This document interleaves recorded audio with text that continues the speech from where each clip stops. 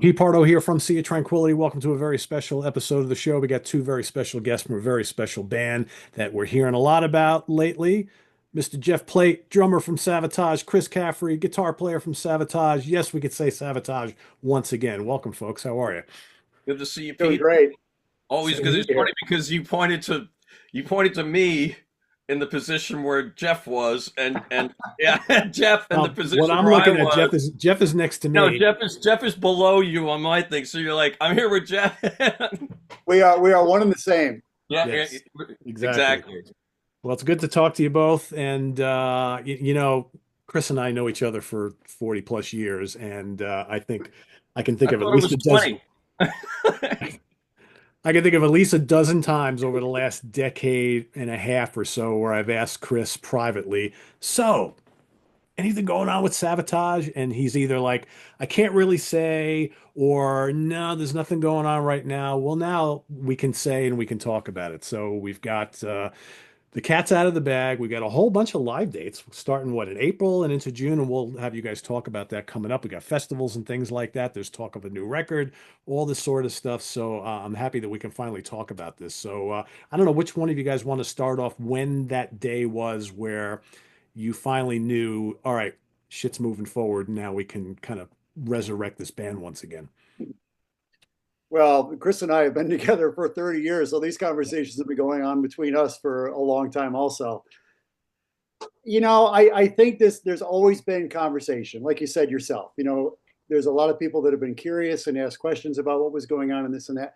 Honestly, for the God's honest truth, we did not really know what was going on for a long time, except we weren't doing anything. We always heard it from the fans. We've heard it from promoters. People are interested in the band, et cetera, et cetera. Losing Paul obviously threw everything off track for quite a while. And even at that time, there was talk of us, getting back out there and doing this again. But that obviously sidelined that for a while. Then John's health And COVID.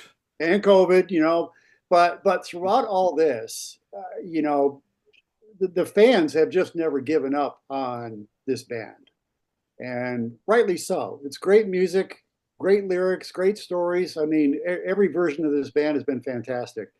But the fact that John started writing music for a new record and got real excited about this really kind of got the fire turned up quite a bit on this whole idea. That is still there, but obviously John is dealing with some stuff. So we've got to just kind of wait for John to hopefully get better, and we'll get in the studio and work on some music. But as this was happening, the idea of us doing shows really got a little bit more serious. Management was contacted by some promoters that said, "Hey, this is real. We can do this if you guys want to." Once the question was posed to us, I mean, everybody raised their hand and said, "Yes." Tomorrow we're there. Yeah. So The funny thing was, like Jeff mentioned, John, I love John Oliva. He was doing that interview with Rock Hard in Greece a couple of years ago. Remember that when it came out and all of a sudden the entire world was going, Sabotage is releasing Curtain Call, this and that and everything. And, I was getting messages about this interview that John did with all these things that he said that none of us had really, we never talked yeah, we had no idea. detail with John. We were working on the music. But what he actually did with that, as truthful or not as what he had said at that time, was he got everybody speaking in the business and promotion Mhm. and publicity and this and that. And I started getting emails from festivals and I was forwarding it to management, and I'm sure management and our agencies in Europe and all these other people were, hey, is Sabotage really playing? So it's like, I think in some ways he accidentally snowballed, the behind the Yeah. scenes. Are they going to come out and do it? And as time, as we talked more and we spoke about making the music, and I did things like sneaking a little snippet of something that I was working on onto YouTube, and people started talking about it. I think the underground buzz grew, and like Jeff said, they just contacted our management. We didn't know what they were contacting us about. We got the text message or whatever it was at that point to get on a conference call. And when they broke that news, I mean, you know me, man, I've been waiting since the second we stopped to go on again. So I practically started crying. I was laughing. I said to to Johnny Lee yesterday. It's kind of funny with that, because we haven't stopped playing together. We've been playing together for a quarter of a century with TSO. So we always see each other. We always work, but it's kind of like, for the last 25 years, the parents have been picking the vacation spot, and it was like, now they're letting us go back to Disneyland. And it's like, Wow. that's how I feel with it. We're like, okay, now we're finally able to go to Disneyland. It was like we got that call, and it was like, we have shows for you guys with Savatage in South America. And I just felt like like I said, a kid that just found out, you want to go to Disney, or I was like, yes. And that's kind of how I've been about the whole thing. I'm so excited to do it. It's been a big missing piece inside me, I think. And All of us.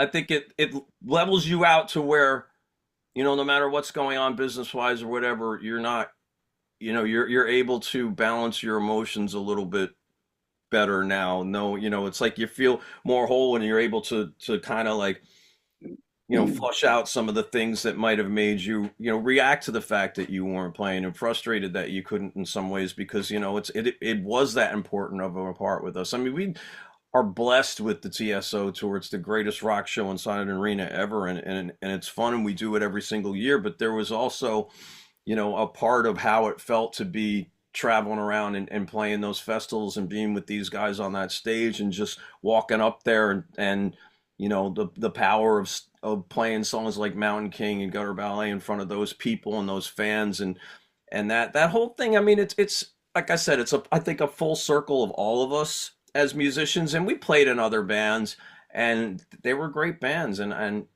I think there's just something though to this, to where it's like, in essence, we always were Sabotage. Even when we went to play on the Beethoven's Last Night tours, it was me and Johnny and Jeff and Al, and we still felt like we did when we did those shows. And now it's just, under that moniker, and it just feels, like I said, I feel really, no matter how much things stress me out in the world, I have this to balance it, and it's really helping a lot in a lot of ways. It's just making me, I think it's making me be able to just breathe a little bit easier, and not make decisions, or just stay healthy and do what I need to do, and be, laser focused on what's coming up in the next couple months, instead of, what I wish was coming up in the next couple months. And I think Chris and I, more so than the other guys, we were always back and forth to Europe with other groups. I was in Metal Church for a while, and we were over there. But regardless of who you're with, you go through Europe and you just hear it all of the time. Promoters would come up to you and say, "Hey, man, Savatage is at the top of the list of bands in demand." This was 15 years ago still. Yep. So it really is, I think Chris said all this really well. This just comes back at a time when it's good to have something so positive going on in our lives. So we're all excited about this. But at the same time, man, we've been patiently waiting. It's been a little frustrating along the way, but nonetheless, we've been fortunate to do the TSO thing, play quite a bit of Savatage music in those shows, which I think in an odd way has probably increased our audience, at least here in the States, quite a bit. But the European thing, the South American thing, these fans are so excited about seeing this band again. And, there's a lot of work to be done, but once we hit that stage in April, it's going to be awesome. And from there on, it's just going to go up. So it's interesting how so you've got the 3 dates in April in South America, and then you got another 9 or so in Europe, but there's a break in between. Do you guys envision, just kind of looking in the crystal ball ahead on the calendar for 2025? So we know when TSO starts up, right? So even at the end of the European run, there's a big gap there of open space. Do you envision, if all this goes really, really well over the next couple of months, that before you know it, we may see some Savatage shows here in the States, specifically leading into TSO in the late fall, early winter? I wouldn't expect it this year. Okay. But I don't I think 2025 is going to be that one for no, that. but I certainly think 2026 is a possibility. And once we get out there and play, this is going to create a little bit more interest. And once people see us and hear us, I think we're not going to go do something just for the sake of doing it. It's got to be a really good situation. We're all busy, and then obviously, as you just mentioned, the TSO tour is coming up, at the end of the year. But we've kind of made a decision on this whole thing that we are going to go out and try to be as high profile. I don't want to sound snobbish or anything, but we just want to do some very, very good gigs in very good situations. We're not kids anymore. I mean, we've been doing a very high profile gig in TSO. We want to try to bring that along with us. I think the States is going to be there in 2026.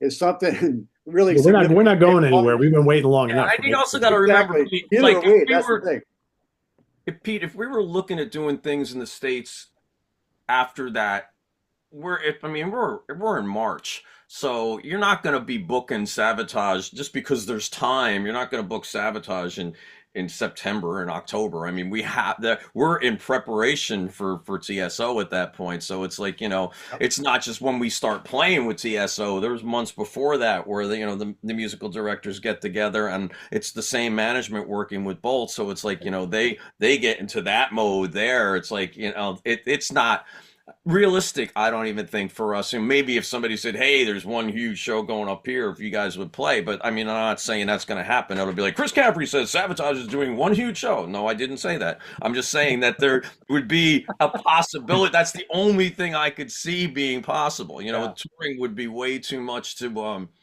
do this year, just because that it's a lot. And like Jeff said, we don't want to do just kind of low profile things. We want to make sure that Savatage has a cool production, and we're using the Yep. same lighting designer for these shows that we have than we do with TSO. Brian Hartley's doing the Savatage shows, and we added the one headline show to Sao Paulo. So there's 4 shows in South America, and one of them is going to be a full on Savatage show. So it's like that's kind of where we're all really excited about getting into that and just getting back in, and the festivals are a lot of fun, but we're going to be able to play more, and get out there, and play a longer set, and then as time goes on we'll just roll some songs around. And the band has such a huge catalog, and I always talk to the guys, and I think it would be fun for us to do some of our, records as a whole, and with that have the stories and things like that. Like Dead Winter Dead, you got to think about how much the impact that band that record had on all of our lives. There's something going on in this world right now that still ties that record to everybody. I mean, Very much. Paul wrote that about one specific war, but the message on that album, kind of even the same way, when I was writing my record about war, it's just like it's still rolling over, and a lot of that stuff is timeless on Dead Winter Dead, especially the overall message of how you want to bring people together, on both sides, even in the middle of it. And I think that there's just a lot of potential for Savatage to go out there and do some really cool things. I mean, I'm just looking forward to this now. I'm going day by day, and when everything else comes out, I'm just going to be smiling. Like I said, it's going to be awesome. Hey, One of we the great know. things. Oh, I'm sorry. Go ahead. I was going to say, we know the very first note that we play is going to be viral in the matter of minutes, For sure. or seconds for that matter. So our approach to this whole thing is not only the anticipation of the audience and ourselves, but we also understand there's going to be some scrutiny. People are going to be looking at us like, do these guys still got it, et cetera, et cetera. Plus, we're obviously going out without John. Right. So, we've got to be able to prepare a show that's really just going to kick ass top to bottom. And everybody's on board with this. We've got a learn list, so to speak, that everybody's really dialing in for now. But we've got like 3 weeks of rehearsal scheduled for what's coming up. And we all know that going into this, we've got to be spot on. And I have no doubt that we're going to be. But like I said, once we get out there and play and people see and hear this band, I think it's gonna take off. And fingers crossed, we'll see what happens in 2026. But there's a lot of places for us to be, and I think we're going to cover a lot of that. I think with such a wide and varied catalog, putting together a set list for for these upcoming shows must have been a lot of fun because That's not why only I completely stayed out of it because I told them every time just tell me what we're playing, that's if it. I was doing a set list, it would be a 4.5 hour show. So Yeah, I stayed out of it, let everybody pick, and if they asked which ones I like, I gave opinions on it, and maybe like I think there's maybe one or two songs that I just knew because of where they rested on our Spotify list. What the fans might want to hear, like a song like Strange Wings. If it wasn't sitting there, you go, well, that's top five and the most listened to Savatage. So yes. I just mentioned things like that, but I'd be like, can we do Warriors? Can we do Unusual? Can we try throwing in the Hounds? What about freaking Starlight? That's a cool song. Hey, Commissar's not in this set. So we would be like, it would be a 7 hour show. So I don't even And say anything. I just let them go and I like every song, so it's not like I'm going, oh damn, we got to play that one. No, it's like it's freaking awesome with every song. So and even though John is not going to be on stage with us, he is fully on board with this. He's the man right now that's like writing up the set list and has the task of giving us the songs he would like to see us play. And once we get into the studio and start working on this stuff, it'll sort itself out. But John, I give that man a lot of credit. He was so excited about recording some new music and etc. I think what Chris said earlier about how John maybe without knowing it got this ball rolling sooner than expected. I But totally John think was also just so excited about the music, and it's very good, you know. So let's hope that man can get himself together. We can get in the studio and do some music. But I give him a lot of credit for saying, "Let's go, boys. You guys go out there and do this. I'm behind you 100%. We're going to make this work." And hey, he's been through a lot in his life, and especially Yeah. over the past 4 or 5 years. But I think John, seeing us go out there and playing this music and being able to carry the legacy of him and his brother Chris and Paul O'Neill further, he's really excited about this. And we've all kind of had one-on-one conversations with him. You can tell the man really means it. He's behind us, and let's hope maybe this spurs him.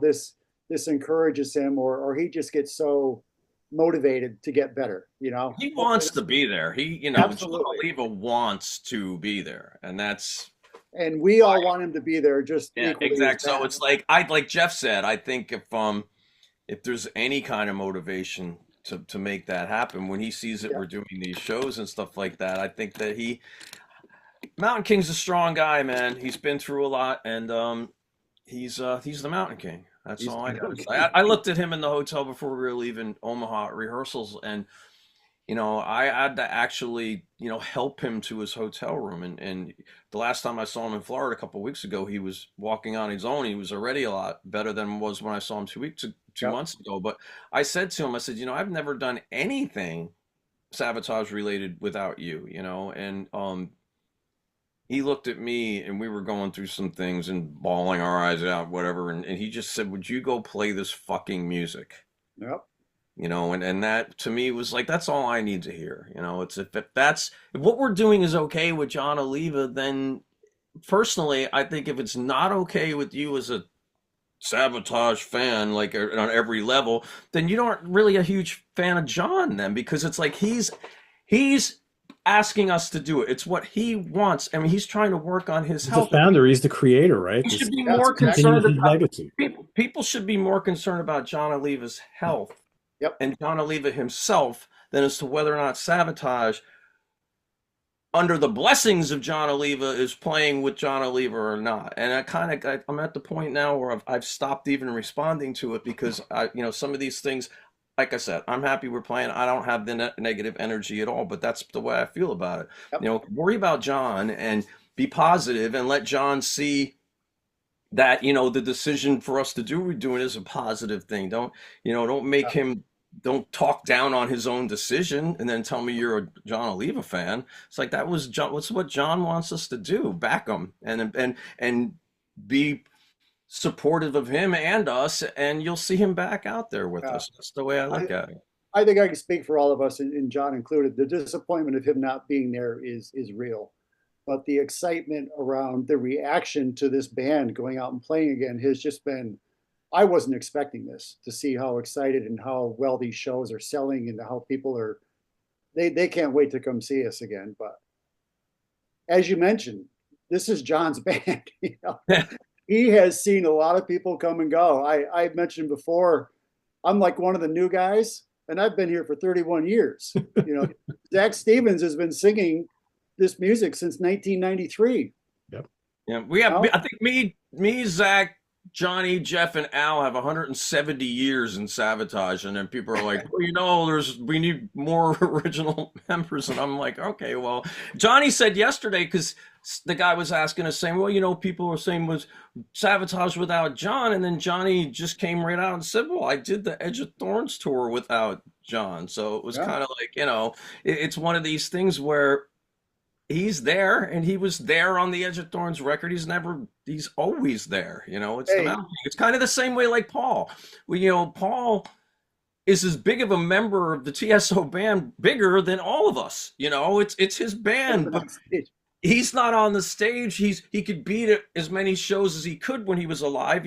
Paul would be on the East Coast one day, the West Coast one day, at a TV station another day. He was circling around doing that. But look at the way TSO goes with that. We play the same day in Cleveland that they're playing in Dallas, and it's still TSO. I mean, so what we're doing with this is we're just paying an honor to Chris, an honor to John, an honor to Paul, an honor to music, like Pantera says, an honor to the legacy, an honor to the brothers, and we're just going out there and letting, there's people that weren't even born the last time we played. The last tour was 2002. yeah. So you got 22-year-old kids that weren't alive right now that want to hear Savatage. It's like, so we shouldn't play because a few people don't think it's exactly what they want. I mean, we want to play. John wants us to play. We're going to go. I think it's going to be really special. And I think Al says it the best. He's like, hopefully we don't suck, and hopefully everybody likes what we do. But we're going to just go and try our best. That's all we can do. We're gonna we do are the not best going we to can suck. possibly do. We're gonna do the best we can possibly do, and Yeah. hopefully everybody enjoys hearing it as much as we're gonna enjoy doing it. Hey, aside from all the member changes, etc., there's been half a dozen reasons that Paul and John could have shut this thing down. Even before I joined the band, they could have legitimately shut the band down and had every reason to do that, and rightfully. But it's the music. These people just, they want to hear these songs. They want to, of course, there's a connection to us as band members, etc.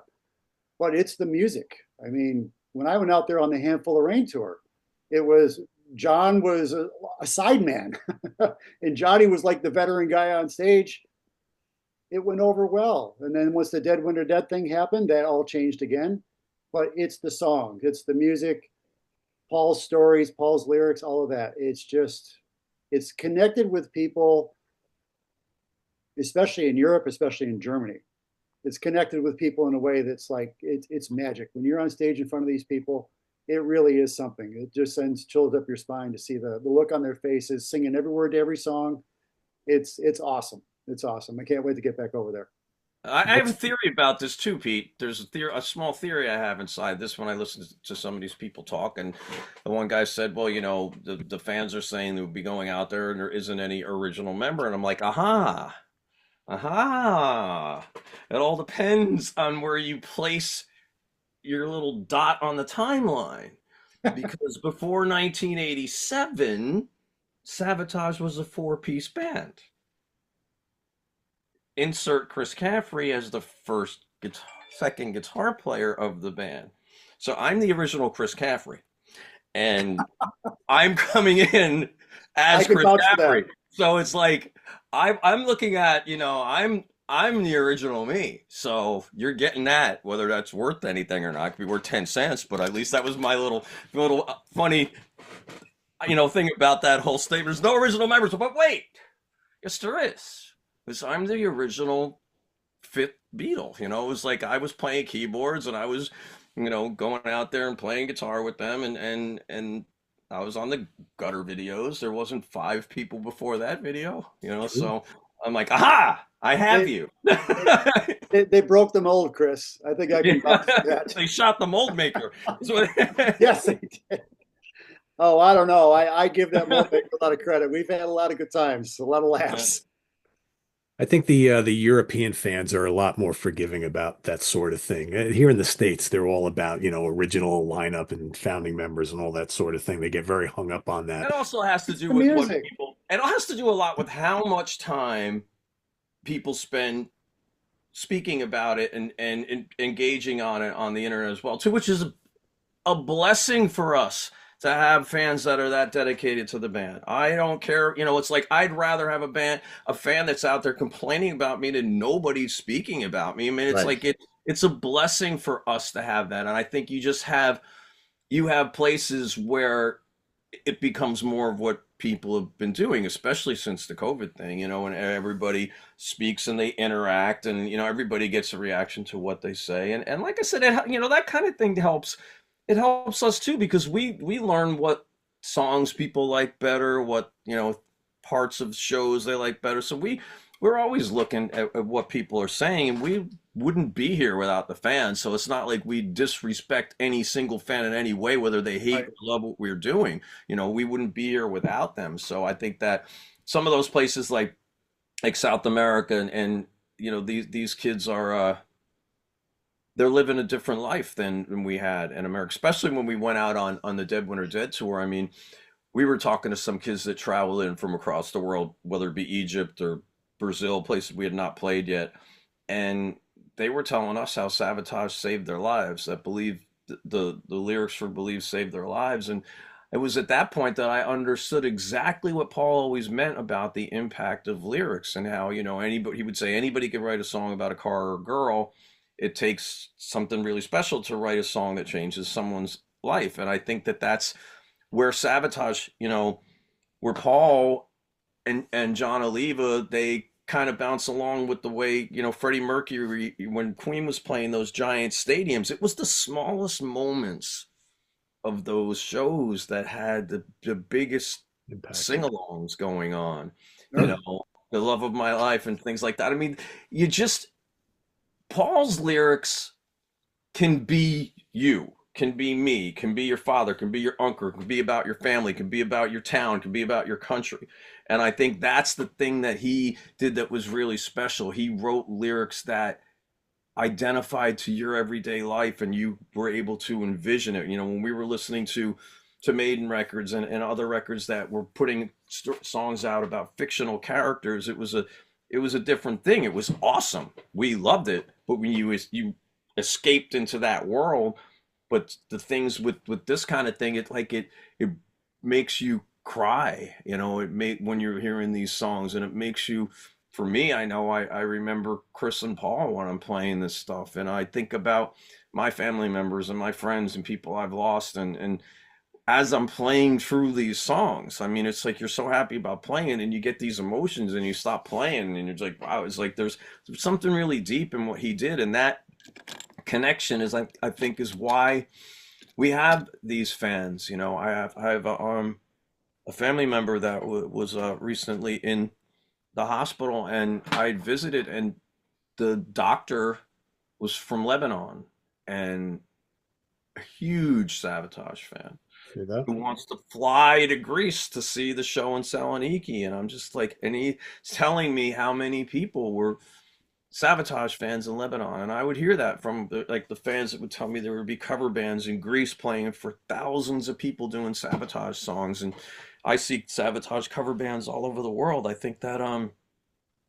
the band's music has really lived the test of time, but it's also spread so much further, I think, than we actually all realize because of these places, like the Middle East and the Far East and down in South America that we haven't been to even know. We didn't go there to promote them. So any energy that's generated there was just generated by the music itself with the people. I looked when I first was doing Facebook, I couldn't believe what happened when I put my music page on. I mean, they don't count followers anymore on Facebook, but um, I went from like 50,000 to 180,000, and a lot of those people were from the Middle East. It was crazy. I couldn't believe it. And before, some of those countries you would look, there'd be all of a sudden one day and 20,000 likes, followers would disappear, and you'd look on the news and it's like this country was at war and their internet system was down, and you would lose a whole entire country full of followers on your sites. But these fans, they relate to what Paul said. We see it on the TSO tour. Man, there's some of these songs that make people smile, and there's some of these songs that make people remember the person that they were at the last TSO concert with that's still not alive, the Ornament song, and this and that. But Paul, he always had that special element to his lyrics, and that's a big part of why we're all still here playing this music. I mean, it has that longevity that's been created by the music of the Olivas, and the lyrics and stories of Paul. It's a really special thing.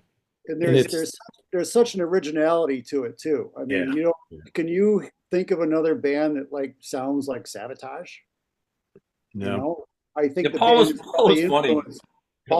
The band has probably influenced a ton of people, but think about that. What really sounds like Savatage? Even before Paul the Mountain King, when it was Doc and Johnny and Chris and John, even that old four-piece metal stuff sounds like nothing else. Correct.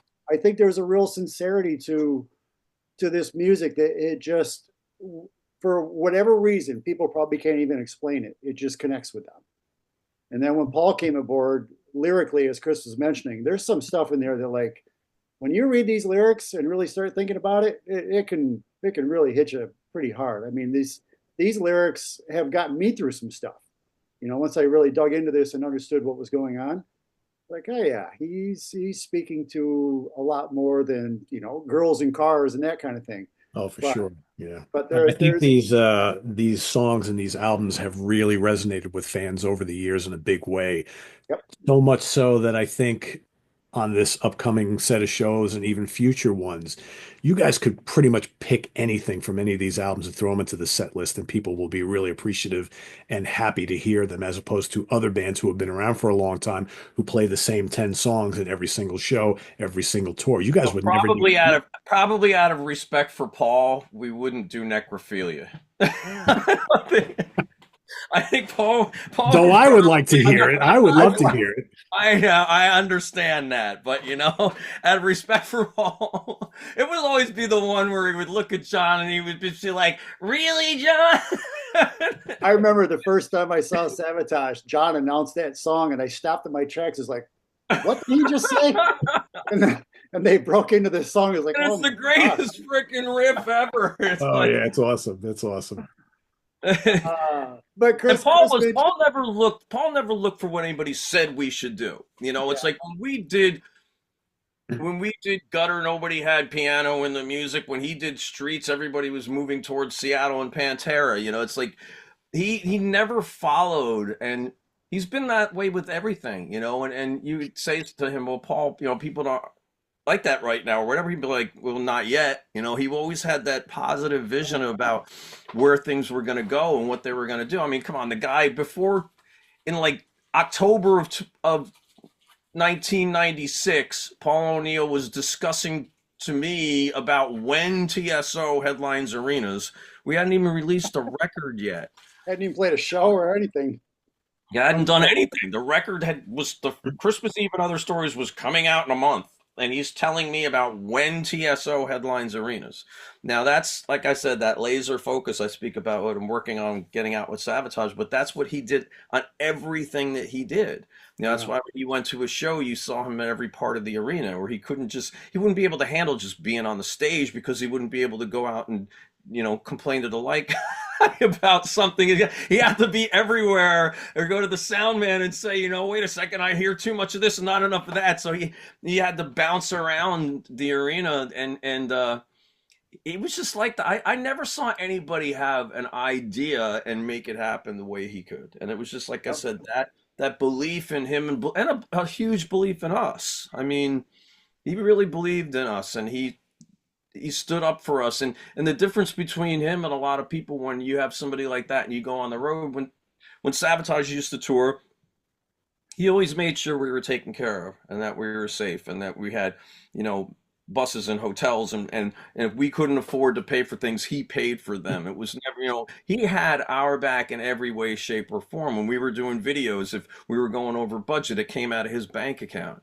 You know, if were doing tours and he thought it needed extra production on stage and it wasn't in our budget, that's how he worked it. And when we traveled through Europe on Dead Winter Dead, it's like we never for a second were worried about anything other than getting on stage and playing, you Yep. know, and that's the way it's been with TSO. You go out there and it's just like that machine of people out there every single year that takes a lot to get that off the ground. And you know, the O'Neill family and Paul, they always made the best things happen for us, and we're so blessed now to have the group, the management group behind TSO working with the Savatage thing, because it just, like I said, I'm not worried about that stuff. I'm worried about making sure I They don't obviously suffer. know what they're doing, right? Yeah, Yeah, Exactly. yeah. yeah, it's a really good thing, and for me that it always makes me feel like Paul's still. I never don't feel like he's there, but I always feel like he's there. When the people that were, you know, he was their peer, and they learned from him and run the business and things out of the experience they had working with Paul. It always just makes me feel that same comfort zone. You know, he was so inspirational on everybody around him at every single level, and I think that just makes you, in everything you do, you just have a family feeling, and like I said, that comfort zone, because it is stressful to travel and bands never know what they're going to come in contact with, and when you have that you have that, like, the machine behind your back, it's always a good thing, because then you just go and do what you got to do, and then, you know, obviously the PA can blow up. It's not your fault, but Right. just know the other things are pretty well taken care of, and it's a good feeling. So I have a rather hypothetical, kind of selfish question, and maybe this has come up already, and maybe it hasn't. And if it hasn't, I'm going to plant the seed right now. In the not too distant future is the 40th anniversary of a certain album. Guys, given any thought to maybe when that time comes to go out and do a big Hall of the Mountain King show or mini tour? Well, I mean that I think would entirely go down to where John is. You know, I Yeah. think if you're gonna honor the Mountain King's got to be, Got to be a part. That's why there's enough that's time my that own hopefully he's personal. Yeah, better. we have not Yeah. even spoken about that in the slightest. I've never even heard that discussed. But for me, you know, I gosh, if Mountain King is back in working form, I mean that would be a ton of fun. It's Yeah, like, absolutely. That would be a yeah, ton of fun. yeah. Easily my favorite record out of the catalog, regardless of Oh, yeah. what I played on or not. That album is just, It's one of my all-time favorite albums. Yeah, it's just got a sound too. It's like yeah. one of those ones, like the first Van Halen record, or some of those older Pantera records, or even, like, you know, when you go back into listening to Malmsteen for the first time, you'll hear that in the guitars, or listening to Dio. It's like John songs like Beyond the Doors of the Dark. That's like the greatest heavy metal vocal performance Dude, ever in that awesome. one song, you know. And there's just that big, huge sound of the wall of guitars that Chris had, which was the reason why I'm here. You know, if Paul didn't produce Hall of the Mountain King, I wouldn't be sitting here talking to you right now. He produced that record, and he made a sound that he wanted to be able to have happen live. And that's when he had spoken to the band and spoken to me and said, I want to have another guitar player. Now, of course, Chris Oliva did not want another guitar player at that time. So, you know, I was like the rubber ball bouncing around. But, you know, we got along so well that John would always say it to me on a Mountain King tour. He's like, "Don't worry about it. You'll be in the band." And we were brothers. It was something. I mean, me and Chris plugged in at the same time. It was like two of the same rhythm guitars, and the band, they heard that right away. Because when I first had that gig, I was waiting to go leave for the tour, and their management called me up and said, "Band wants to use somebody else." And I said, "No, they don't." I said, "It's my gig." You know, I learned every song on every record. I was ready to go play. And I said, look, I'll pay for a plane ticket. I'll fly myself to Florida. If they don't like me, I'll go home. If they like me, pay for the ticket and let me do the tour. And I went and played. And I was funny. I walked. First of all, they didn't pick me up at the airport, and I took a taxi cab like an hour to this warehouse or this storage warehouse place that they were rehearsing. And I don't know if it's the same place Johnny was talking about yesterday that had the things that one of their bird cages to catch bird shit, but it was somewhere in the middle of nowhere. And they said to me, "What do you want to play?" And I said, "Anything." And they said, "Oh, really?" And so they picked the Whip. I think they probably thought it might have been one I didn't know because it was kind of not on any of the metal radio things or anything like that. And I played that, and then they said, "How about something from the new record?" And we did 24 hours ago, and they stopped and they're like, "We'll be right back." Left the room. 2 minutes later, came back. They're like, "You got the gig." And it was just like that. Something happened, and when we first started rehearsing for the Gutter tour, when I first got back in the band, we played She's in Love. They stopped the song and started clapping, everybody in the band, because it was just that power there. It was so much It was a fun great to lineup, and it create was that. And that was, like I said, that's what Paula did with that Mountain King record. He just created that wall, and you listen to it, it's so distinct. You know exactly what record that is oh from yeah. any of the songs without even hearing what song, no, the lyrics, you just hear that sound. That production is so individual and It's unique so on that. different from the album that came before it and the one that came Yeah, after it. Very, very exactly. distinct. And Yeah, you that was you such could a great time. you could hear how Paul reeled in John and Chris. They had all the raw talent, and he was starting to smooth some of the edges and really straighten some things out for those guys. And that record is just front to back awesome, Uh, awesome. Relentless, so good. Yep, Just man, the mountains of riffs and the vocals and just the songs are so memorable. It's like one of the ultimate metal albums of all time. yep. It's really, really good.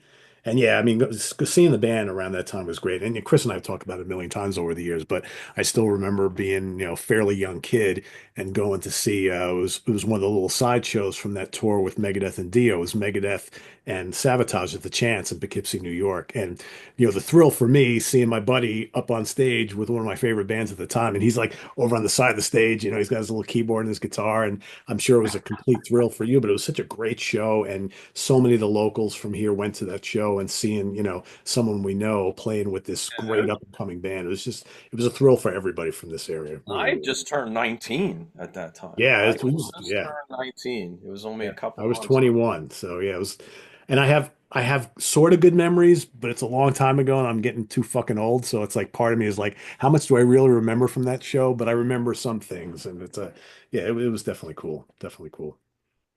Long ass time ago. Yep. So, just to kind of give everybody up to speed on the shows, we've got starting in April in South America, we got Monsters of Rock in Sao Paulo, Brazil on the 19th. We've got Espaco Unamed. I'm probably saying half this shit wrong. Also in Sao Paulo, that's a headline show on the 21st. 23rd is Monsters of Rock in Santiago, Chile.